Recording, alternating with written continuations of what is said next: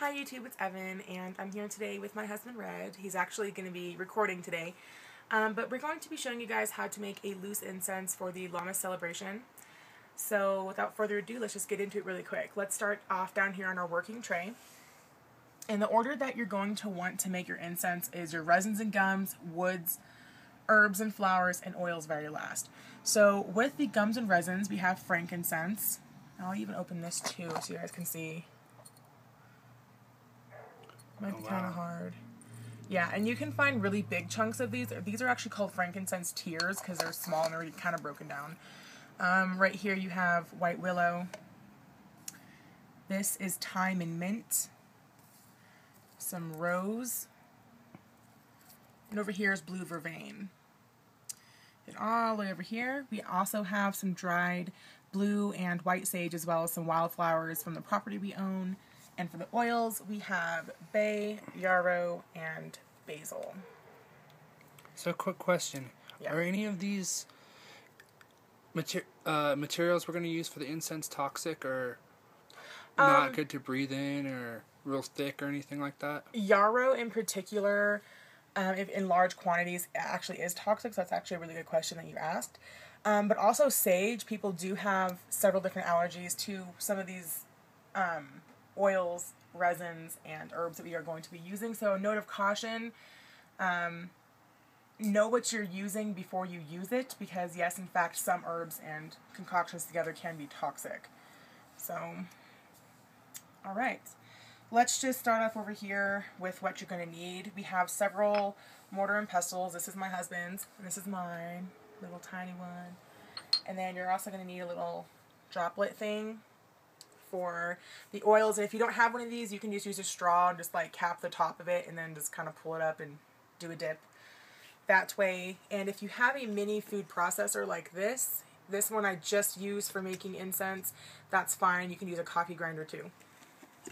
So what we're going to do first is we're going to start off with the resins. So,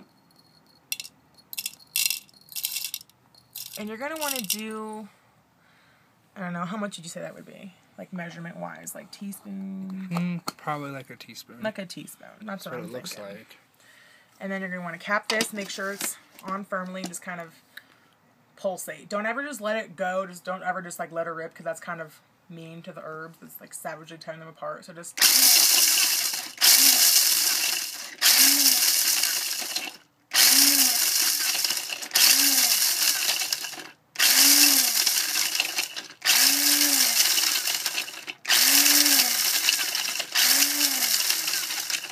and once the blade's fully stopped, it's not going to be finally like fully crushed, as you guys can see.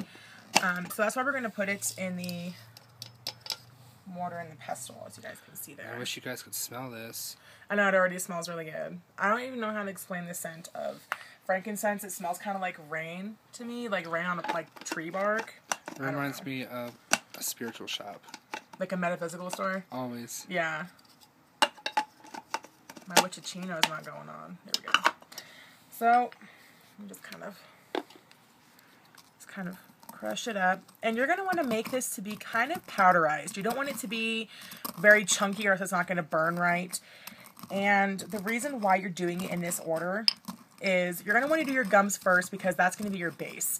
And everything's going to kind of stick to your gum. The wood is, and then the herbs. Now, using the wood second is because that's kind of like your fire starter. It kind of helps keep the ember going and smoldering while it's burning. And of course the herbs is your, what would you say, like timber? I don't want to say timber, but your fuel for your fire. Yeah. There you go. And then oils, and really quick, let me tell you about the oils really fast. When you are using oils, a little goes a very long way. So, with that being said, you're going to want to do 1 or 2 drops tops. You're not going to want to do more than that, because it's going to be overpowering and it's going to be too wet. Your incense is not going to burn. Another thing with using oils within an incense is the only reason you really want to use oils in incense is if in fact you do not have the herb form of it. For example, I do not have bay, so I'm using bay oil. You can also use it if you want to kind of add extra potency to scent. Like I do have basil we're going to be using, but I'm also going to be using basil oil because I want the basil-like smell. So let's get back down to Witchicino. Let's start grinding up our white willow, which is the wood we are going to be using. And you're going to want to do about equal portions of all, except for the oils, like I said.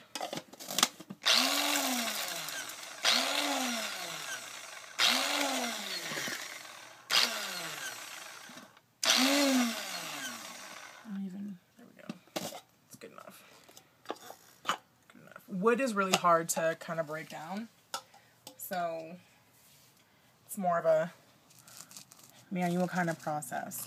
And while you guys are doing this, definitely get your intention in it. Don't feel afraid to run your fingers through the mixture or to say any kind words or even to say a verbal spell or anything like that. As long as the intention for the spell is, or the intention is in the herbs and while you're putting it together, it should be pretty potent that way. And I'm not going to add the herbs one by one. I'm just going to kind of do them all together. What kind is that? This is a mixture of thyme and mint. Let's do the basil.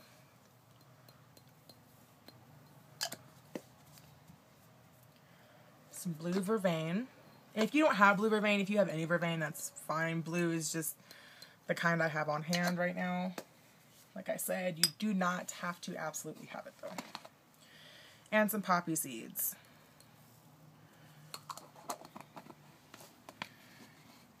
Last but not least, get some sage and rose in there. Here's some dry rose.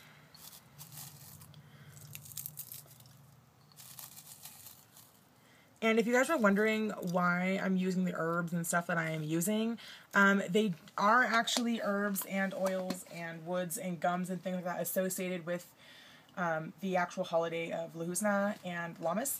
So that is why I am adding the things I am adding, for any of you guys wondering. Sage.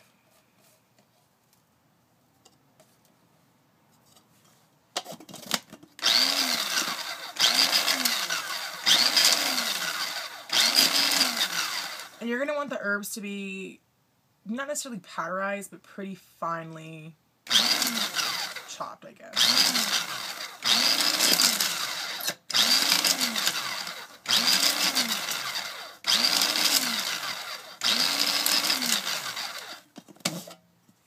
And then we're going to do the rest by hand. And it smells really good, that wild sage from the property that we live on. It smells really good. It's like one of the most potent herbs in there, I think. So again, just kind of breaking it up really good, mixing it around really good.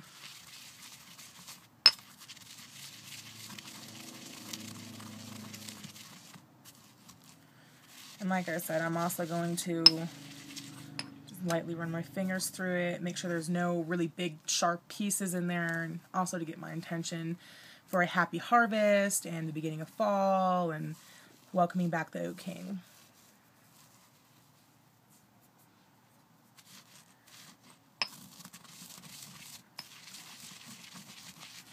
And then lastly with the oils.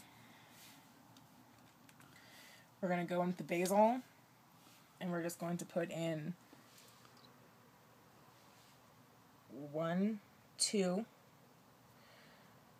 drops of basil.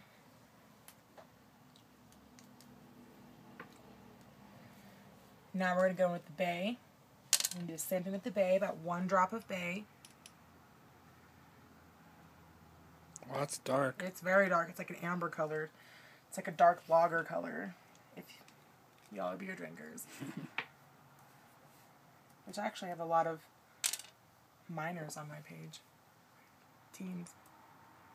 This one's like a golden color. This is yarrow. And since yarrow in large quantities is toxic, and when you are dealing with it, wash your hands immediately after if it gets on your skin, because it will cause irritation. Why can also into mine. Okay. And then we're just going to kind of, again, mix it all up, get all the oils all in there together.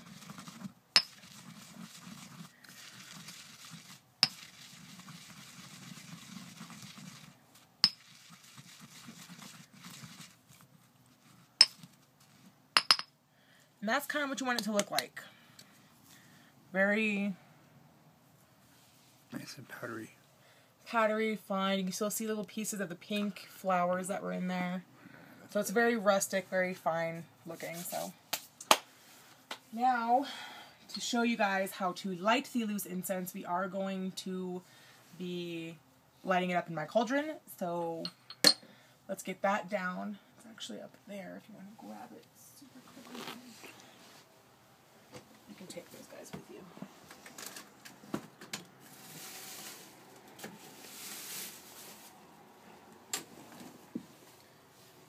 And this is my little cauldron. For you guys who are not familiar with it, this is it. And inside is just some sand and some remnants of other incense that I have previously burned and things like that. What you're going to need for this is a fire safe place. This is not fire safe. I made that mistake.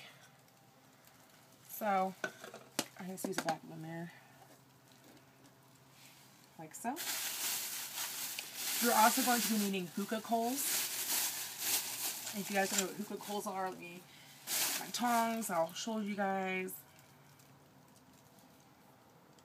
This is a hookah coal. And the way to light these things, let me quickly find a lighter, is there is a convex side, right? Is that what it's called? Convex? And you're going to want to see how it kind of dips in underneath? That's the rounded part is the part that you're going to want to light. The inside, you'll see it has a little bit of a lip. This brand of coal in particular has a lip. This is the side you want to lightly pour your incense on once it's lit. So without further ado, let's just get this started. You're going to hold the coals, light it underneath, and it's going to sparkle, it's going to crackle, and that's normal. Hold it over your fire safe little area. That's as long as you light it for? Mm-hmm. Oh, wow.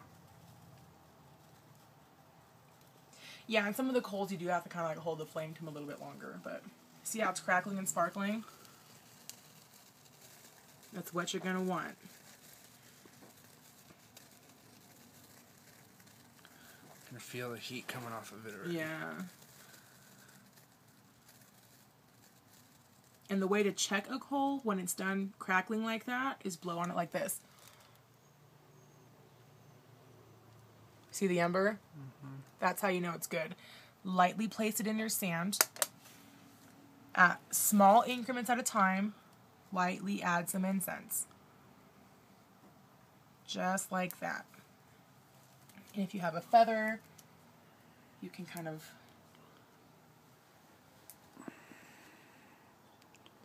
smolder the smoke a little bit. And you can always add more incense to this if it's not quite robust enough, or if you seem like it's kind of getting low, you can add a little bit more at a time.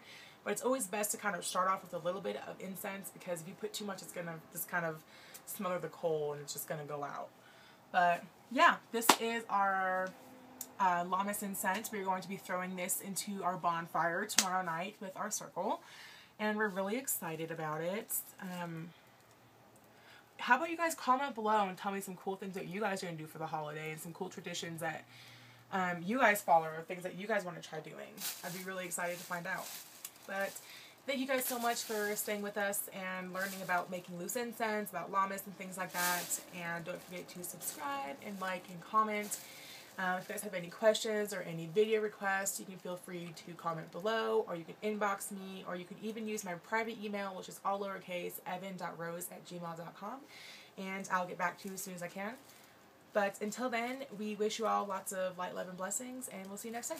Take care.